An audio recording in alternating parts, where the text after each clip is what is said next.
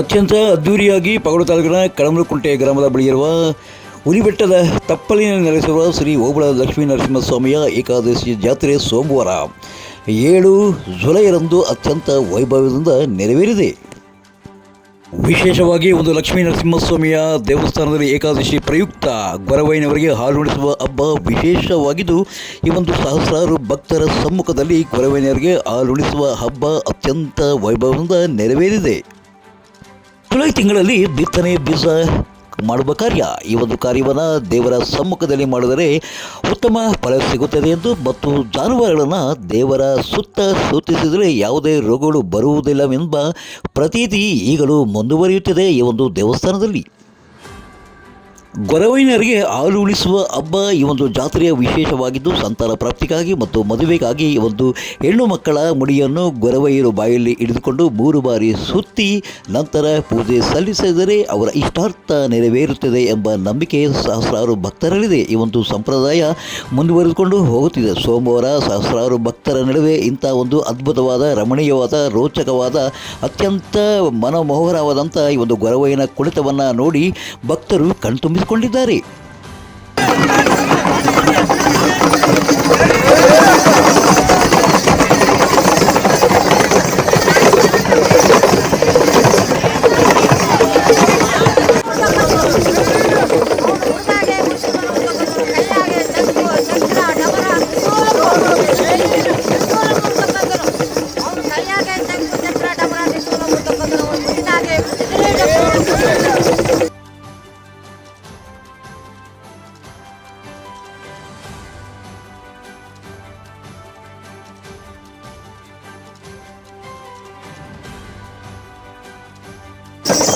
ಗೊರವಯ್ಯನವರು ಕಾಲಿಗೆ ಗೆಜ್ಜೆಯನ್ನು ಕಟ್ಟಿಕೊಂಡು ಕಂಬಳಿ ಹೊದ್ದುಕೊಂಡು ಪಿಲ್ಲಂಗೋವಿಗೆ ಓದುತ್ತಾ ಡಮರುಗ ಬಾರಿಸುತ್ತಾ ಹೆಜ್ಜೆಗೆ ಹೆಜ್ಜೆ ಹಾಕು ಕುಣಿಯುವ ದೃಶ್ಯ ರಮಣೀಯವಾಗಿತ್ತು.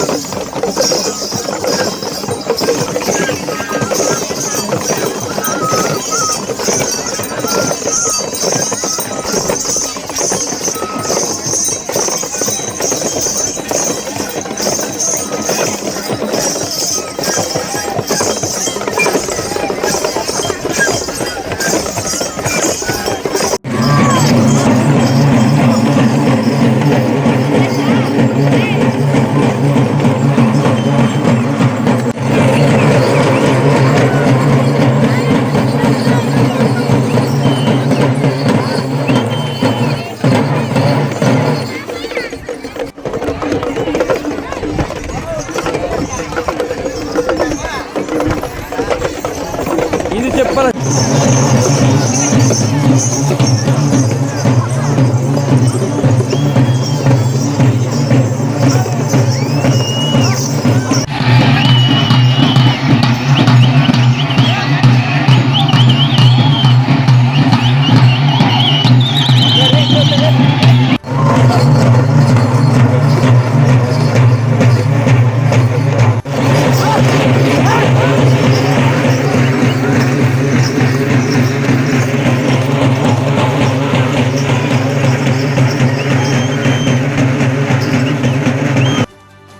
ಇನ್ನು ಒಂದು ಸೋಮವಾರ ನಡೆದ ಈ ಒಂದು ಜಾತ್ರೆಯ ಪ್ರಯುಕ್ತ ಬಂದ ಸಹಸ್ರಾರು ಭಕ್ತರಿಗೆ ದೇವಸ್ಥಾನದ ಸಮಿತಿ ವತಿಯಿಂದ ಅನ್ನಪ್ರಸಾದವನ್ನು ಏರ್ಪಡಿಸಲಾಗಿತ್ತು. ಜೊತೆಗೆ ದೇವಸ್ಥಾನದ ಕಮಿಟಿ ಸದಸ್ಯರಾದಂಥ ಪತ್ರಕರ್ತರಾದಂಥ Chanchalappa, Hanumantharaya RH, Obaleshappa, Subrahmanya, Bharathi H, K Manjunath Dandu, Obaleshappa, Ramesh H, Timma Narasegowda, Satish O, Palavalli ಓಬಳೇಶಪ್ಪ ಮತ್ತು ನಿವೃತ್ತ PSI ಲಕ್ಷ್ಮೀಕಾಂತ್ ಹಾಗೂ ನರೇಶ್ ಯಾದವ್ ಮತ್ತು ದೇವಸ್ಥಾನದ ಅರ್ಚಕರಾದ ಪುರುಷೋತ್ತಮ ರಾವ್ ಸೇರಿದಂತೆ ಕಳಮಲಕುಂಟೆ, ಕೊಡಮಡುಗು, ರೊಪ್ಪ ಮತ್ತು ತಿಮ್ಮನಾಯಪೇಟೆ ಗ್ರಾಮದ ನೂರಾರು ಭಕ್ತರು ಈ ಒಂದು ಜಾತ್ರಾ ಮಹೋತ್ಸವದಲ್ಲಿ ಭಾಗಿಯಾಗಿ ಈ ಒಂದು ಗೊರವಯ್ಯನವರ ಕುಣಿತವನ್ನು ಕಂಡು ಪುನೀತರಾಗಿದ್ದಾರೆ.